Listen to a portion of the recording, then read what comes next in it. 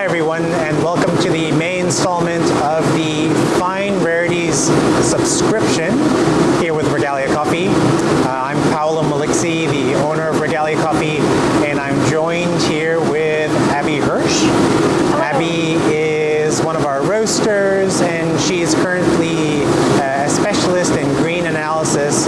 Abby helps me a lot with cupping incoming samples and tracking a lot of coffees and coffee quality from across the globe over a long period of time. So she has quite the job that she faces. We are going to be talking today about a very special coffee. This is a coffee from coffee producer Paula Andrea Guevara. This coffee is actually a very special coffee. It won 12th place in this year's Taza Dorada competition.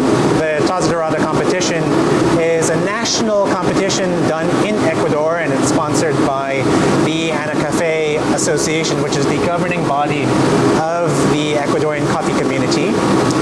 They take a round of entries from all around the country, and after they sift through several rounds, the final round is done with an international committee. This recent competition was actually done here at Multimodal here in New York City. I happened to be one of the judges, and everything was blind. We did several rounds of tasting, and this, to me, just really stood out in every single round. So let's talk a little bit about what this coffee is about and what makes it special. First of all, you'll see Wush Wush. Wush Wush, its playful sort of name, is a very unique varietal that comes from the Wush Wush region in Ethiopia. Being a Ethiopian varietal planted in Ecuador, it still retains a lot of those, say, floral and elegant characteristics that we get from, say, grade 1 Ethiopian coffees, but it has that unmistakable nuance, and I would call it like a noble quality of Ecuadorian coffee as well. This has been done in an extended fermentation sort of format. To be honest, the exact details of that elongated or extended fermentation, I'm actually not too clear about. I am assuming, based on the quality of the coffee, that the extended fermentation actually has a lot to do with how long the parchment itself probably soaked during wet fermentation before drying. So let's, why don't we taste this coffee and let's see what it's about. So after you. Oh wow. Abby, so you brewed this coffee. How did you brew it, and what parameters did you use? We actually brewed this coffee on the Xbloom, which is a pretty nice hands-off brewing system. I use 15 grams of coffee, and I believe it's about a 1 to like 15 or 16 ratio of water. I'm actually not positive for that profile, but this came out really nice. There's a really nice body to it, and yeah, I think it's nice and balanced as far as the brew goes. Sure. Yeah. In terms of its fruit qualities, I mean, are you getting something that's more, maybe more tropical, or more berried, or more citrus? Like, how would you best describe this coffee?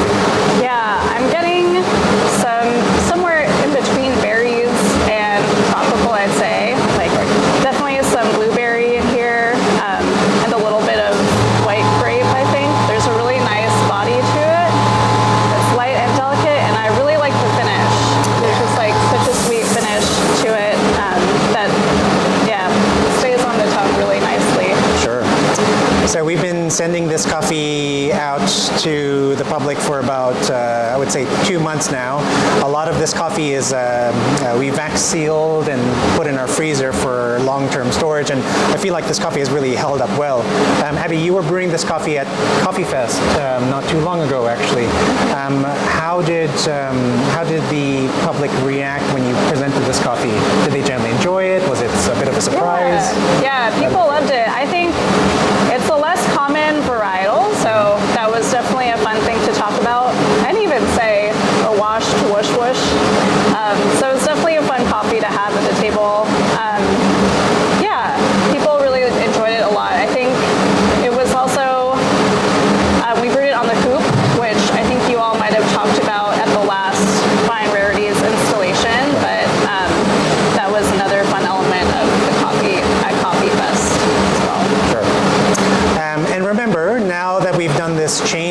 roast schedule, the coffees are being vac sealed at that 3-week post-roast point. So you can literally take it out of the freezer, open it up, and it's ready to brew. So don't forget about that. We've made that change starting from last month's Fine Rarities. This Fine Rarities will also have that same format. So please feel free to enjoy it. It's at its optimal brewing sort of state. Well, thank you so much for giving us your feedback. This is a really popular coffee. We don't expect to have this coffee on the menu for very long, so do get it while you can. And Abby and I are actually going to be going to Ecuador in July, so we hope to visit Doña Paula Guevara to congratulate her on such a great coffee. But until next time, thank you so much. Again, this is Abby Hersh. I'm Paolo Maliksi. We'll see you next month.